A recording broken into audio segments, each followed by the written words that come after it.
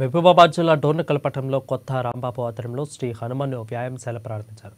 1987లో శ్రీ హనుమాన్ వ్యాయామశాలను రాజయ్య సీతారాములు స్థాపించి సుమారు 30 మంది యువకులకు రాష్ట్ర స్థాయి నుండి జాతీయ స్థాయిలో పాల్గొనే పథకాలను సాధించి ఎంతో మంది యువకుల ప్రతిభను గుర్తించినట్లు రాంబాబు తెలిపారు.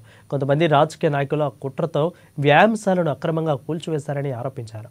ఇప్పుడున్న యువత ప్రతిభను గుర్తించాలనే ఉద్దేశంతో నూతనంగా రీఓపెన్ చేశామని తెలిపారు.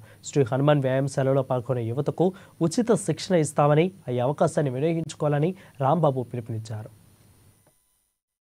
డోర్నకల్ శ్రీ హనుమాన్ వ్యాయామశాల 1987లో మా పెద్దలు రాజయ్య గారు, కుదిరిపాక రాజయ్య గారు, దగ్గిరాల సీతారాములు తదితరులు అందరూ కలిసి ఈ వ్యాయామశాలని స్థాపించడం జరిగింది.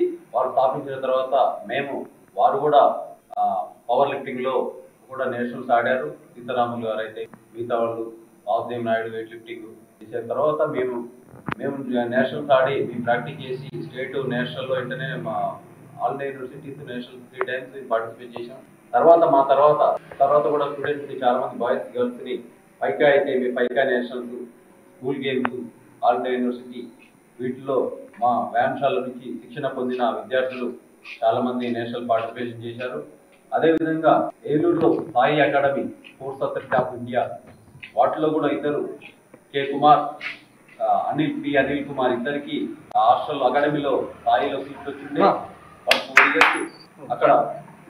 4 years అక్కడ తర్ఫీదు పొందారు. శిక్షణ సెంట్రల్ గవర్నమెంట్ అకాడమీ సాయి అకాడమీలో 4 years శిక్షణ పొంది అత్యుత్తమ ప్రతిభ కనబర్చి నేషనల్స్ లో పార్టిసిపేషన్ చేశారు. రాష్ట్ర స్థాయిలో కూడా వివిధ